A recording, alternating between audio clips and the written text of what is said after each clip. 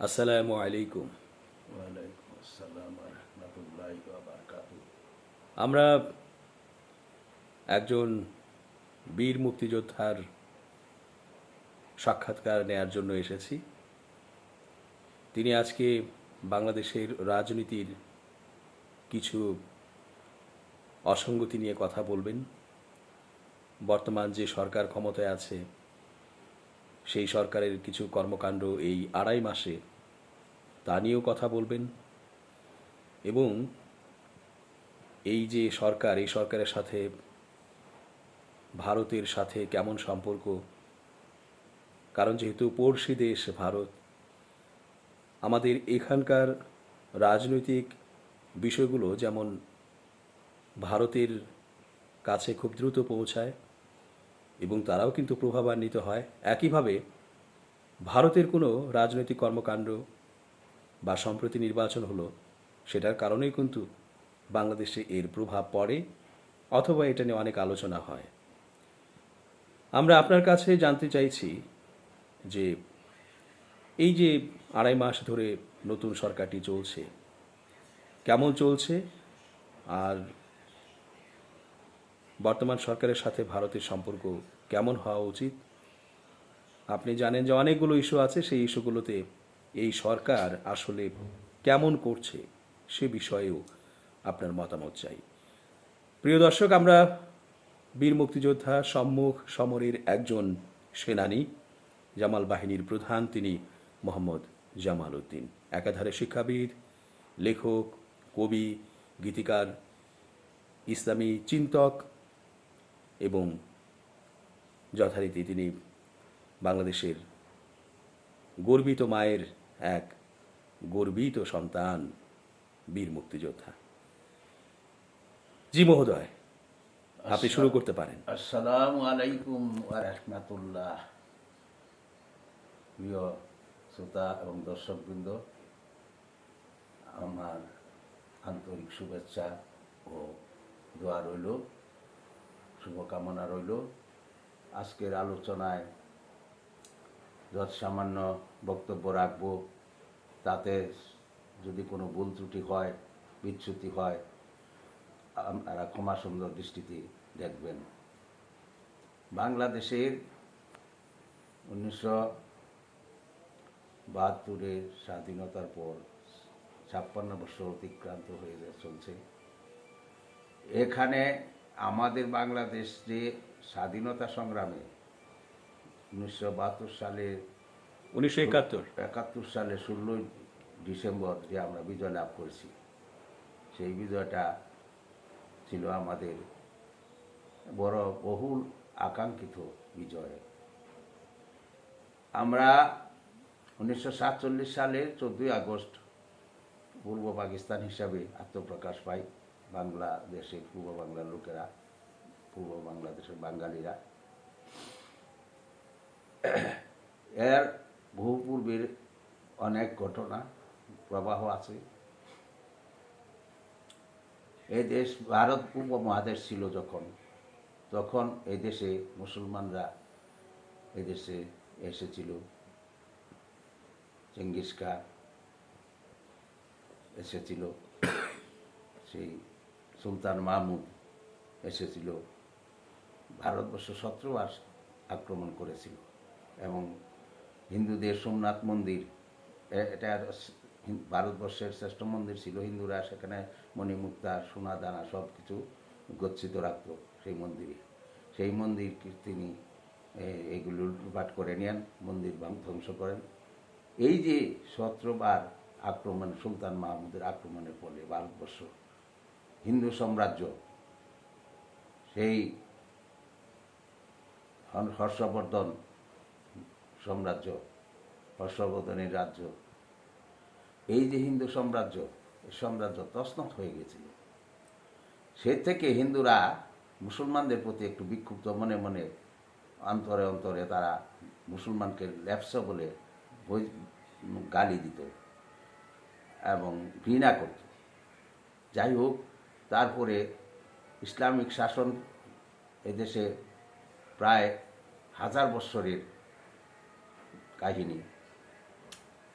মুসলমানরা এদেশে ভারত সর্বশেষে মুঘল সাম্রাজ্যের পতনের পর এদেশে ইংরেজ বাহিনী এসে ঢুকলো, ইস্ট ইন্ডিয়া কোম্পানি এসে ঢুকলো। ঢোকার পরে ইংরেজরা সেই ইস্ট ইন্ডিয়া কোম্পানির চক্রান্তে দেশ বাংলা ভারত বিভক্ত হয়ে গেল, বিভিন্ন খণ্ড খণ্ড রাজ্যে পরিণত হল। বিশেষ করে মুসলমানরা সেই সময় ইংরেজদের তারাদের ইস্ট ইন্ডিয়া কোম্পানিকে তাড়ানোর জন্য অবদান ছিল সর্বশ্রেষ্ঠ। সেখানে প্রথমত ইন্দিরা গান্ধী বাবা মহাত্মা গান্ধী, জওহরলাল নেহরু তারা সংগ্রামে যোগ দিয়েছিল এবং আমাদের মুসলমানদের মোহাম্মদ আলী, শৌকত আলী, লিয়াকত আলী এবং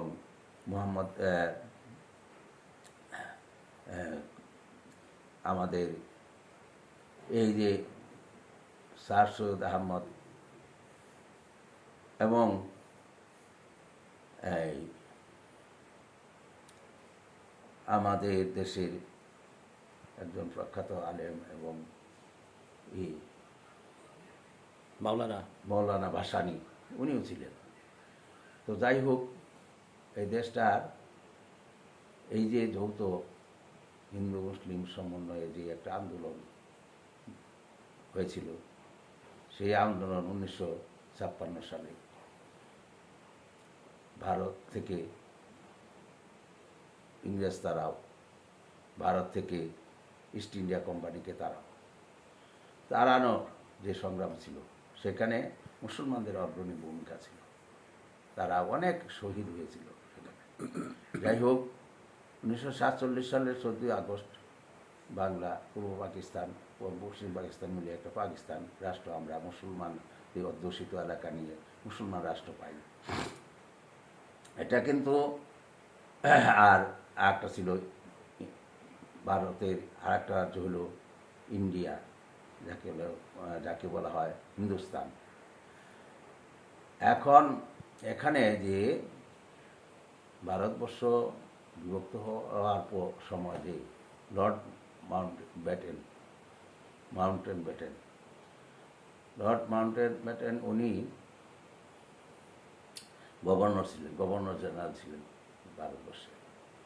তিনি মুসলমান এবং হিন্দুদের উভয়দেরকে নির্দেশ দিলেন, আদেশ দিলেন যে তোমরা তোমাদের নিজস্ব অধ্যুষিত এলাকা, তোমরা যেখানে যে তোমাদের হিন্দু এবং মুসলমান যারা যে যার অঞ্চলে সর্বাধিক বা সংখ্যাগরিষ্ঠ, সেই অনুপাতে তোমরা রাজ্য বিভক্ত করে নাও।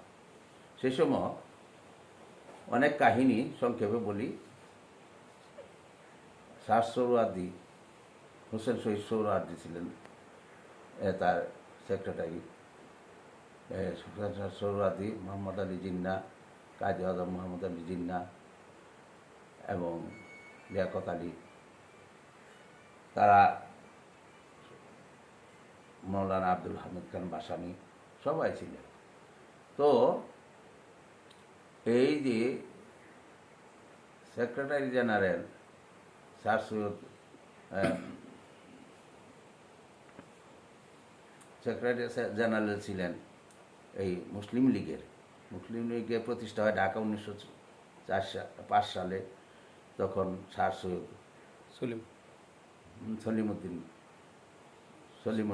স্যার সৈয়দ সলিমুল্লাহ ছিলেন সভাপতি। তার চিন্তা ভাবনার মধ্যে, তার চিন্তা ফসল হিসাবে মুসলিম লীগ আবির্ভূত হয়। সেখানে ছিলেন হোসেন শহীদ সোহরাওয়ার্দী সেক্রেটারি। তারপর যখন সেই মাউন্টব্যাটেন যখন তাদেরকে সবাইকে ডাকলেন, মিটিংয়ে ডেট দিলেন, তারিখ দিলেন, ওই দিন তারা তাদের চাহিদার যে অঞ্চলগুলি, তাদের যে সংখ্যাগরিষ্ঠ অঞ্চলগুলির মানচিত্র সহ তাদের সেখানে দাখিল করতে হবে এবং সেটাতে মাউন্টব্যাটেন সিগনেচার দিয়ে তাদেরকে সেই অঞ্চলগুলি প্রদান করবেন, দিয়ে দেবেন।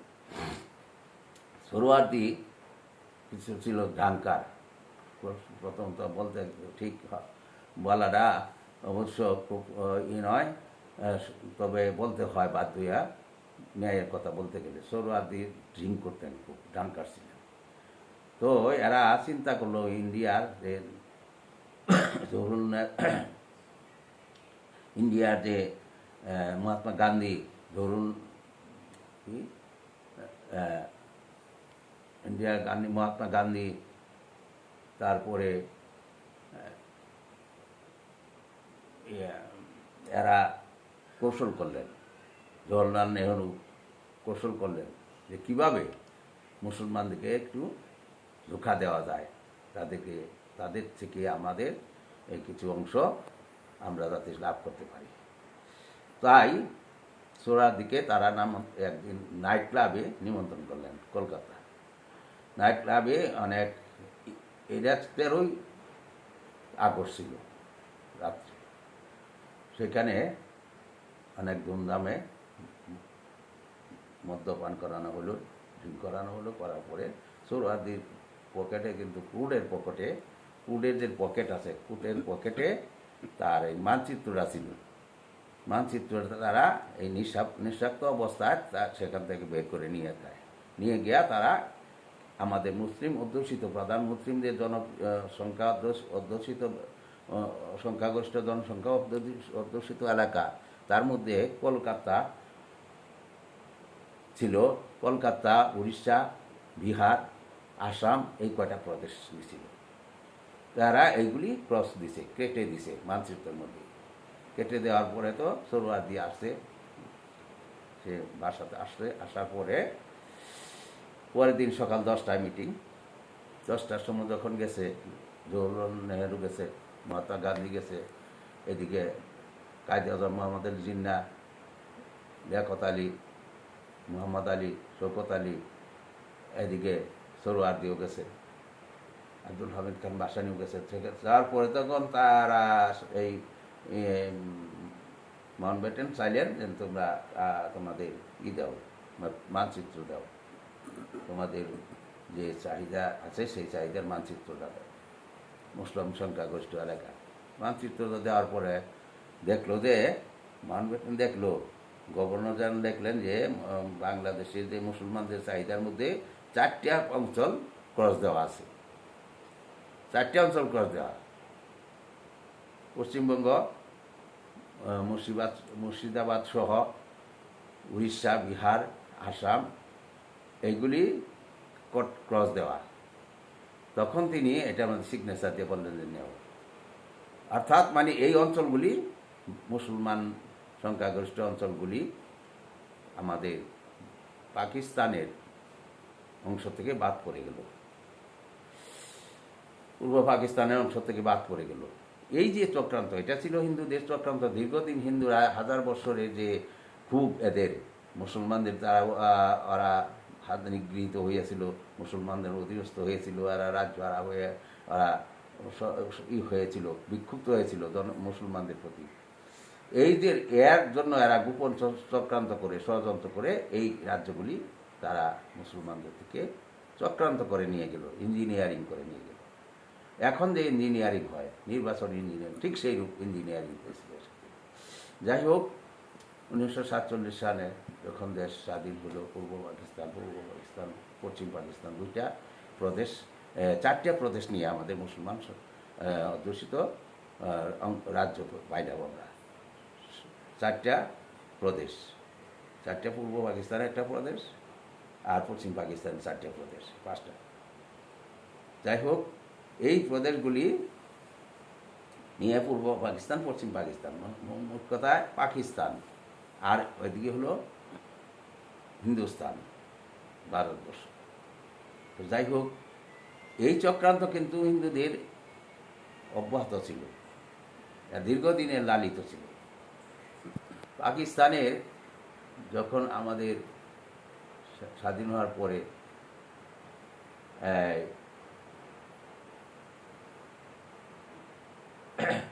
অনেক ঘটনা ঘটে গেল। আইয়ুব খান তারপর ক্ষমতায় আসলেন। এর আগে ছিল পূর্ব পাকিস্তানের প্রধানমন্ত্রী ছিলেন, কি নাম, যাই হোক, আর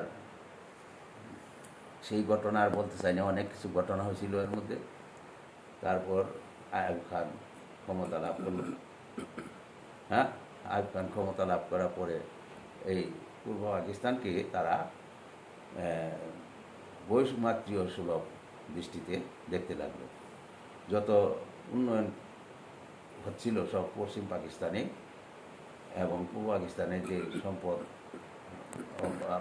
পূর্ব পাকিস্তানের যে আয় উন্নতি, এইগুলি এর যে অংশ, পূর্ব পাকিস্তানের যে উন্নতি হচ্ছিল, আর্থিক যে সম্পদ, এই সম্পদের উন্নতি যে অংশ, সেটা পশ্চিম পাকিস্তানে অধিকাংশ ব্যয় হতো, খরচ করতেন তারা। পূর্ব পাকিস্তানের প্রতি তারা অত ভূক্ষেপ করতো না, অত মূল্যায়ন করতো না। এবং কি দেখা গেছে যে সেনাবাহিনীতে, পুলিশ বাহিনীতে পূর্ব পাকিস্তানের অংশ ছিল নগণ্য, শতকরা 10 জন, আর পশ্চিম পাকিস্তানের 90 জন।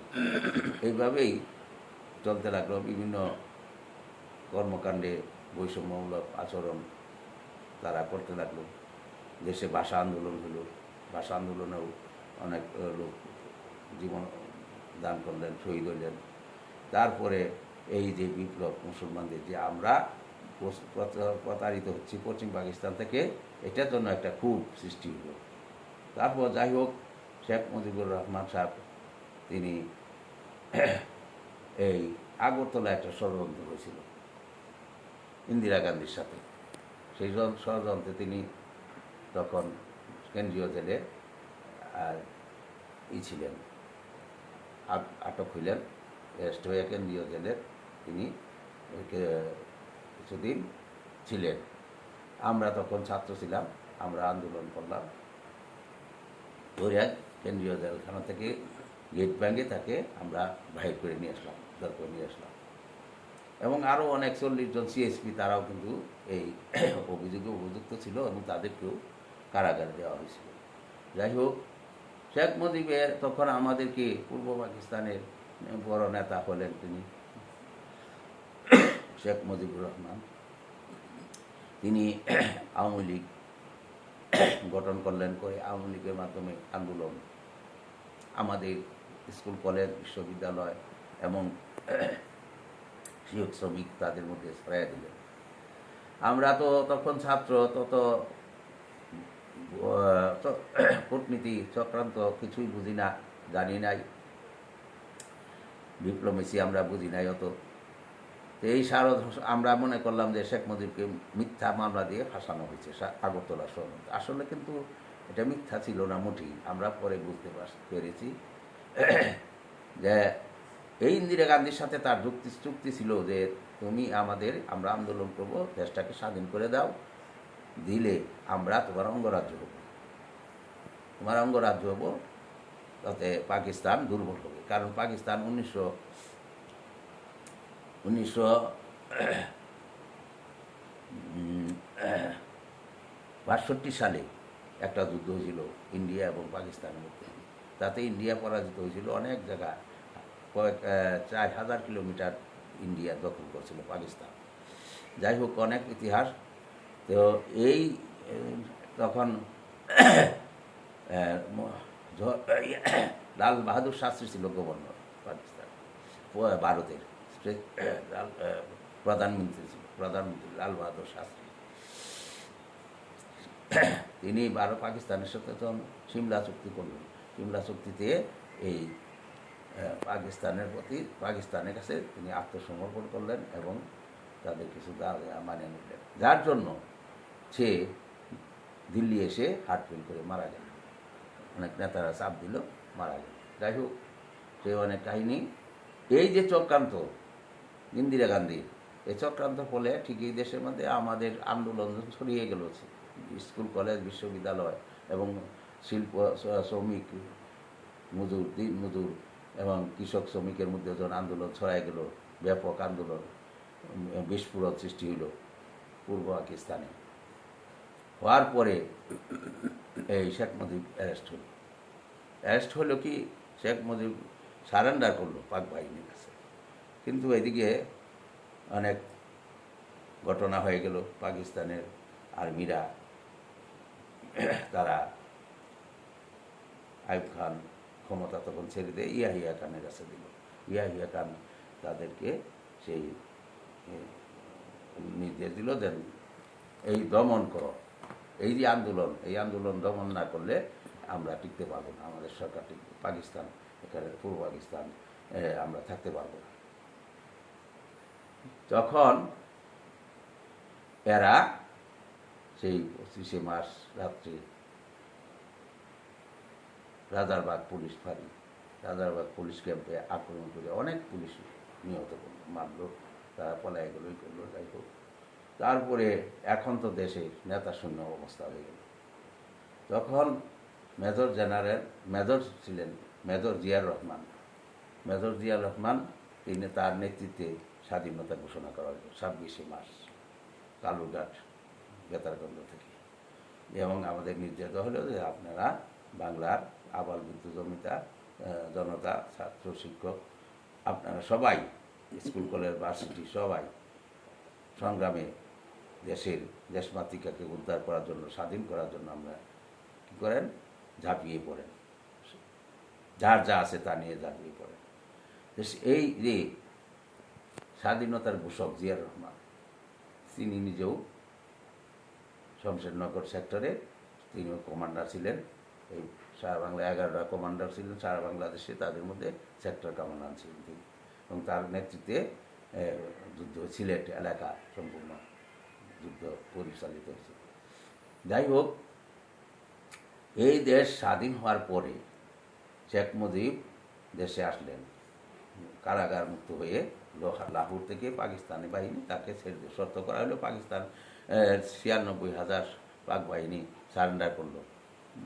ভারতের মিত্র বাহিনী মানে পাকিস্তান, জিয়া, সেই পাকিস্তানের প্রেসিডেন্ট ইয়াহিয়া খান, তিনি একটা লাহোরের একটা ঘটনা কেন্দ্র করে যুদ্ধ ঘোষণা দিলেন ভারতের সাথে। ভারত পরের দিন যুদ্ধ ঘোষণা দিল, দিয়া সাইরা ভারতে ওইদিকে লাহোরে যুদ্ধ আরম্ভ করে দিল, যুদ্ধ চললো। এদিকে তারা মিত্র বাহিনী দিয়ে এবং মুক্তি বাহিনী দিয়ে বাংলাদেশের ভিতরে বিমান বাহিনীর আক্রমণ করে এই যে যুদ্ধ আরম্ভ করলো। তখন তো পূর্ব পাকিস্তানে কোনো বিমান ছিল না, যুদ্ধ বিমান ছিল না, কোনো ছিল না, সব ট্যাঙ্ক টুং ছিল ইত্যাদি। তো এখন এই যে পাক বাহিনীতে শক্তি কম, তারা বিমান প্রতিরোধ করতে পারলো না, আক্রমণ প্রতিরোধ করতে না পারে তারা সারা বাংলাদেশের সেই আর্মিরা ক্লোজড হইল ঢাকা সোহরাওয়ার্দী ময়দানে তাদেরকে সারেন্ডার করা হলো, আত্মসমর্পণ করলো এবং সেখানে তাদেরকে চুক্তি হলো। সে সময় এই যে সৈন্যগুলি আটকা পড়লো 96,000, এইগুলি সৈন্যগুলিকে দুই দেশে, ভারত এবং পাকিস্তানের মধ্যে বৈঠক হলো। বৈঠকের পর সমঝোতা হয়ে পাকিস্তান করলো যে আমাদের এইগুলি সৈন্যগুলি আপনারা মুক্ত ছেড়ে দেন। ওই সৈন্যগুলিকে তারা বিমানে নিয়ে ভারতের বিমানের মাধ্যমে পাকিস্তানে নিয়ে গেল। নিয়ে যাওয়ার পরে এই দেশের ক্ষমতা শেখ মুজিবকে ছেড়ে দেওয়া, তার মধ্যে শেখ মুজিবকে ছেড়ে দেওয়া আর এদিকে পাক বাহিনীকে ছেড়ে দেওয়া এই চুক্তির মাধ্যমে। তো যাই হোক, শেখ মুজিব দেশে এসে সে দেখলো যে দেশে যে বিভিন্ন আন্তর্জাতিক সাহায্য আসছিল যুদ্ধকালীন অবস্থায়, এইগুলি সব আওয়ামী লীগের নেতারা বুক ধল করছে, জনগণকে দেয় নাই। তাই তিনি এক মিটিংয়ের ভাষণে বলছিলেন যে 7.5 কোটি বাঙালির মধ্যে 8 কোটি কম্বল বিদেশ থেকে দেওয়া হয়েছিল, আমার কম্বলটা তো নাই, আমার কম্বলটা তো পাই না। তো এই বলে তিনি আওয়ামী লীগের নেতাদেরকে চুর বলে আখ্যায়িত করছিলেন। যাই হোক, শেখ মুজিব পরে এই দেশের 74-এ এই দেশে বিরাট একটা মনন্তর হয়, দুর্ভিক্ষ হয়। দুর্ভিক্ষে আমরা তখন যুবক, স্কুল কলেজের ছাত্র, তখন আমাদের এমন অবস্থা হয়েছিল যে একটা মরিচের দাম 1 টাকা হয়েছিল, যেখানে 1 টাকা শেয়ার মরিচ ছিল সেখানে একটা মরিচের দামই 1 টাকা হয়েছিল, এবং 1 টাকা শেয়ার ছিল চাল, সেই চাল হইল 16 টাকা শেয়ার। এইভাবে একটা মহামারী যখন সৃষ্টি হইল, মানুষ ভাতের ফ্যান খায়া থাকছে, প্রচুর ডাকবাগ খাইছে, কলার ভেড়াল খিচে খায় খায় দিন কাটাইছে, কত উলঙ্গ অবস্থায় থাকছে, কত কি মানুষের দুর্দশা, একটা মহামারী হয়ে গেল, মানুষ অনেক মারা গেল। যাই হোক, এরপরে শেখ মুজিবুর রহমান কী করলেন, এই রক্ষী বাহিনী করলেন। রক্ষী বাহিনীর মাধ্যমে অনেক তিনি এই দেশের যে মুক্তিযোদ্ধা ছিল, sector commander major Jalil, Siyaj Sikdar, এরম বড় যারা মুক্তির নিবেদিত প্রাণ ছিল, দেশপ্রেম ছিল, তাদেরকে শেখ মুজিব করলেন কি, সিয়াজ শিকদারকে গুলি করে মারা হলো তার গাড়িতে, এবং শেখ মেজর জলিলকে অ্যারেস্ট করে হাজতে রাখা হলো, জেল কারাগারে নিক্ষেপ করা হলো। এইভাবে রক্ষী বাহিনী আরও অনেক অত্যাচার উৎপীড়ন করছে দেশের নারী পুরুষ, তাদেরকে বিভিন্নভাবে সাজা শাস্তি দিচ্ছে। তারপরে শেখ মুজিব আওয়ামী লীগ ব্যান করে দিল, সব রাজনৈতিক দল ব্যান করলেন, খালি আওয়ামী লীগ ব্যান করলেন না, সব রাজনৈতিক দল, মুসলিম লীগ, জামাত ইসলাম, যত কিছু দল ছিল সেগুলি ব্যান করে দিলেন। আমাদের প্রশ্ন ছিল এবং বর্তমান সরকার 2.5 মাসে কি করেছে, কি করছে, এবং তারপরে ভারতের সাথে সম্পর্ক কেমন। আচ্ছা, এখন ব্যান করে দেওয়ার পরে বাকশাল করলেন, বাকশাল। তারপরে উনি বাকশাল করার পরে দেশের মানুষ বিক্ষুব্ধ হয়ে গেল, অনেক দেশের মুক্তিযোদ্ধাদেরকে শাস্তি দেওয়া হলো, বিভিন্ন রকমে তাদেরকে বঞ্চিত করা হলো, যার জন্য একটা কু হলো। এই কুয়ে 1900 কুটা হয়েছিল ধানমন্ডি জনাব শেখ মুজিবের বাসভবনে। তার পরিবারের সমস্ত, তার পরিবার, তার ছেলে, 3 ছেলে, কামাল, জামাল, শেখ কামাল ও শেখ রাসেল, 3 ছেলে সহ, স্ত্রী সহ, আর অন্যান্য আত্মীয় সহ প্রায় 25-26 জন নিহত হলো সেই যুগে। যাই হোক, তা এরপরে এই দেশের মধ্যে আসলো শেখ মুজিবুর রহমান, ক্ষমতা পাইলেন, সংক্ষেপে বলছি। যাই হোক, তারপরে আবার এই ভুল করছি, তারপরে এই দেশে জিয়ার রহমান আসলেন ক্ষমতায় সেনাবাহিনী থেকে। জিয়ার রহমান আসার পরে তিনি আওয়ামী লীগের দেশে তখন ছিল না। তারপর শেখ মুজিবের 2 মেয়ে, শেখ হাসিনা, শেখ রেহানা লন্ডনে ছিলেন। তারা পরের দিন আসার কথা, যেদিন হলো মারা গেলেন সেদিন এই সকালে আসার কথা ছিল। যাই হোক, আল্লাহ তাদেরকে হায়াত রাখছে, বাঁচায় রাখছে, যার জন্য বিমানের দুর্ঘটনা, বিমানের অবস্থায়, বিমানের যান্ত্রিক অসুবিধার জন্য বিমান দিয়ে আসতে পারেন এগুলি। তারপরে ইনি শেখ হাসিনা ভারতে এসে বসলেন, ভারতে এসে থাকিয়া তারপরে প্রেয়ার করলেন, জানাইলেন সেই জিয়ার রহমানকে যে আমি দেশে আসতে চাই। জিয়ার রহমান তাকে দেশে নিয়ে আসলেন। এরপরে তিনি 6 মাসের মধ্যেই, 14 দিনের মধ্যে জিয়ার রহমান, হাসিনা আসার পরে জিয়ার রহমান মারা গেলেন চক্রান্তে। যাই হোক, রস চক্রান্তে পড়ি।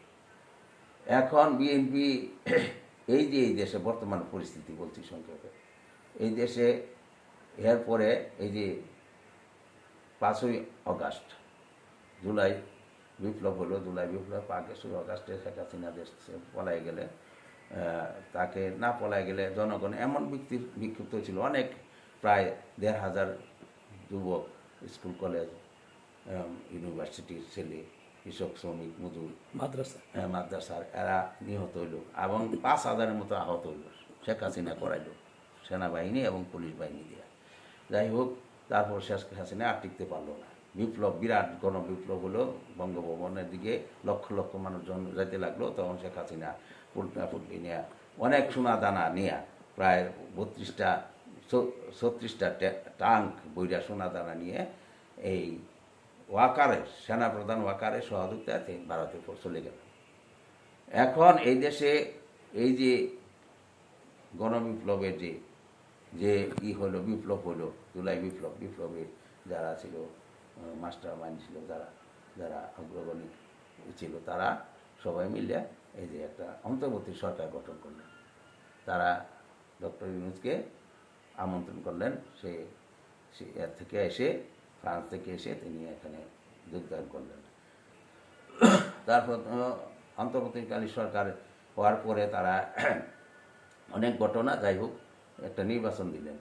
এই যে নির্বাচন 2026 ফেব্রুয়ারি না, 12 ফেব্রুয়ারি, সেই ফেব্রুয়ারির মধ্যে এই যে 17 বছর 16 বছর বিদেশে থাকলো তারেক রহমান এদেশে এসে একটা চক্রান্ত করলো ভারতের সাথে।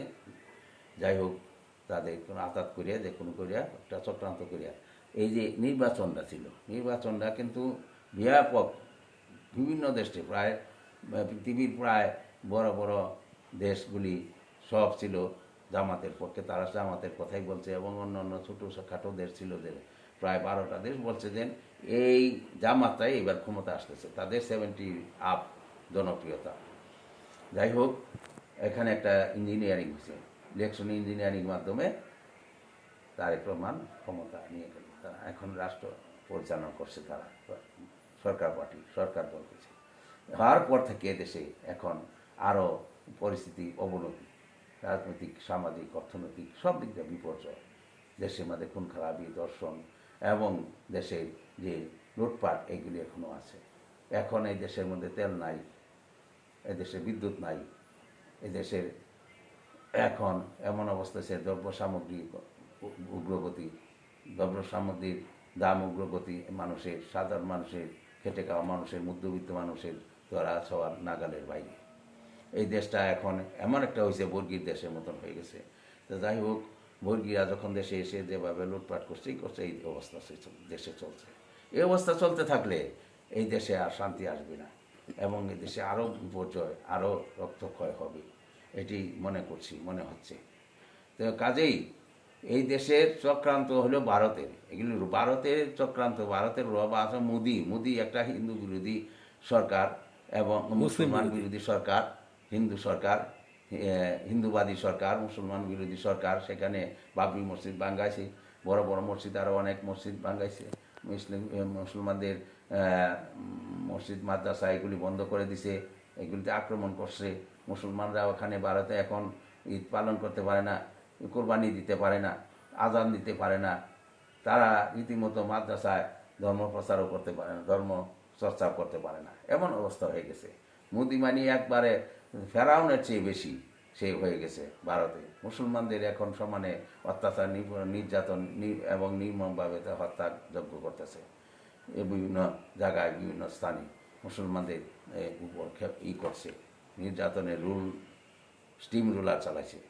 এখন আমরা ভারতের সাথে আমাদের কোনো সম্পর্ক নাই, কারণ ভারত এত জঘন্যতম হয়ে গেছে যে আমাদের পদ্মা সেতু, ফারাক্কা সেতুর পানি দেয়া বন্ধ করিয়া, পানি থেকে হিসাব থেকে আমাদের বঞ্চিত করছে। আমাদের যখন পানি লাগে তখন পানি দেয় না, যখন পানি না লাগে তখন পানি ছেড়ে দেয়, দেশকে ভাসায় দেয়, বন্যা প্লাবিত করে দেয়।